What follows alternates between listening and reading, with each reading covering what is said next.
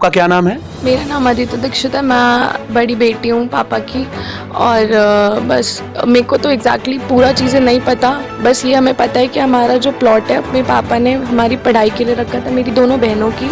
अच्छा, क्या पूरा प्रकरण है मुझे बताइए कि जब आप प्लॉट पे, आपने बताया कि प्लॉट पे गए थे, उसके बाद क्या हुआ?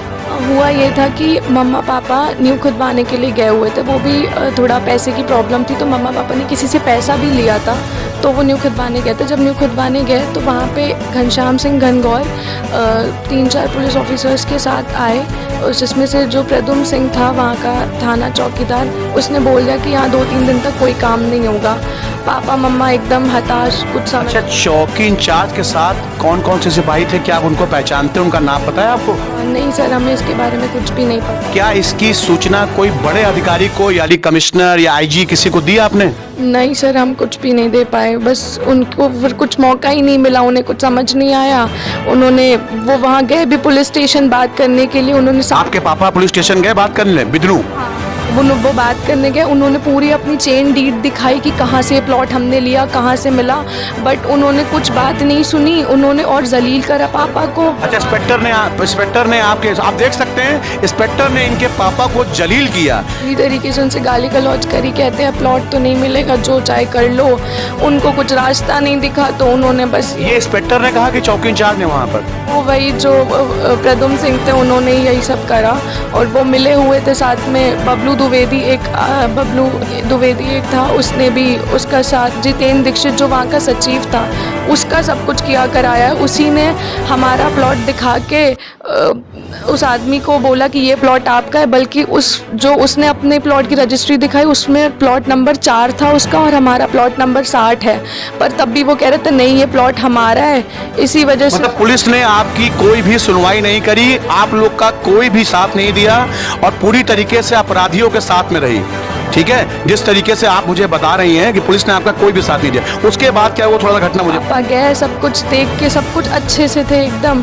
उसके बाद 8 बजे वहाँ चौराहे पे जाके अपने आप को आग लगा ली, पता नहीं कैसे, कुछ ना। यहाँ के इंस्पेक्टर साहब, चकेरी इंस्पेक्टर साहब ने कुछ मदद करी आपकी? आज जब आग लगाई तब भी कोई नहीं आया। एम्बुलेंस आपने सूचना दी? हाँ, हमने बताया था, पर कोई पुलिस, बल्कि यहाँ से थाना बहुत दूर नहीं है, बिल्कुल पास में है। चौकी बिल्कुल बगल में है, श्यामनगर चौकी बगल में है। कोई नहीं आया, ना कोई एम्बुलेंस आई, कुछ नहीं। हम उन्हें अपनी प्राइवेट कार में लेके गए हॉस्पिटल वालों ने भी कोई मदद नहीं करी। वो वहाँ तड़पते रहे एसी के लिए, बेड के लिए, कुछ नहीं मिला उन्हें, बहुत कुछ भी नहीं मिला उन्हें। अब आप क्या चाहती हैं सरकार से, मुझे बताइए? अब सरकार से पहले तो डिमांड है, जिन लोगों की वजह से मेरे पति ने अपनी जान दी है, उनको तो पहले गिरफ्तारी चाहिए मुझे, हर हाल में, चाहे जैसे हो। उसके बाद मेरे घर की जीविका चलाने के लिए मुझे कुछ साधन चाहिए, पहली चीज़। तो सरकार से आपकी डिमांड है कि आपकी जो 3 लड़कियां हैं, उसके लिए आपको क्या चाहिए?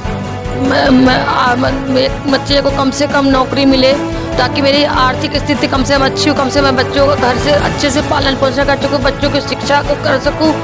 और जो मेरा प्लाट है, जो उन्होंने बोल रहा है कि वो आप ही का है, पूरी जांच हो गई है, मुझे पता चला है, इसके लिए मैं चाहती हूँ। किसने बोला है आपको कि प्लाट अब आपका है? ये कौन अब आपको बोल रहा है जब आपके पति की डेथ हो गई है? वो उस दिन जिस दिन वो करा था हम लोगों ने, लेकिन आपने मेरी बात नहीं मानी। मैंने एक चैन डीड थाना चौकी इंचार्ज को वहाँ जमा किया, लेकिन उन्होंने कुछ सुनाई नहीं। इतनी बड़ी तरीके से प्रताड़ित किया मेरे पति को कि उन्होंने 2 बार अपने आप को ये सब करने का कोशिश करी है। इस तरह शासन नहीं चलता है, इस तरह से आदमी, गरीब आदमी तो ऐसे सब मर जाते हैं, इसीलिए कोई सुनवाई नहीं होती उन लोगों की, परेशान हो जाते हैं हम लोग दौड़ दौड़ करके। अब अगर वो प्लाट बोला गया है कि मेरा, ये चीज़ आई है, मेरे सुना है, तो मैं ये चाहती हूँ कि उस प्लाट में कब्जा करा के मेरी चाबी मेरे हैंड ओवर करी जाए। मैं इतना मैं चाहती हूँ मेरे, और जिन्होंने ये सब किया है वो, और प्लस मेरे बच्चों की रोटी रोजी थोड़ी चले, तो मैं चाहती हूँ, चाहिए मुझे। आप देख सकते हैं कि पीड़िता की सरकार से यही गुहार है कि मेरे पति को न्याय मिले, मुझे मेरी जमीन मिले और मेरे बच्चों को रोजगार मिले, ताकि मेरा जीविका चल सके। और आप देख सकते हैं कि श्याम नगर चौराहे पर, चकेरी क्षेत्र का जो श्याम नगर कानपुर का चौराहा है, श्याम नगर चौराहा जहां इतनी भीड़ होती है, इतना बगल में मुश्किल से आधा किलोमीटर पे श्याम नगर चौकी है, वहां दिन दहाड़े एक आदमी अपने आप को आग लगा लेता है और पुलिस की तरफ से कोई भी मदद नहीं मिलती है। घंटों उनके परिवार वाले गुहार लगाते हैं एम्बुलेंस के लिए, लेकिन कोई भी एम्बुलेंस नहीं आती है। क्या यही है प्रशासन? कैमरामैन सूरज के साथ दिवाकर पाठक, यूपी टीवी लाइव से।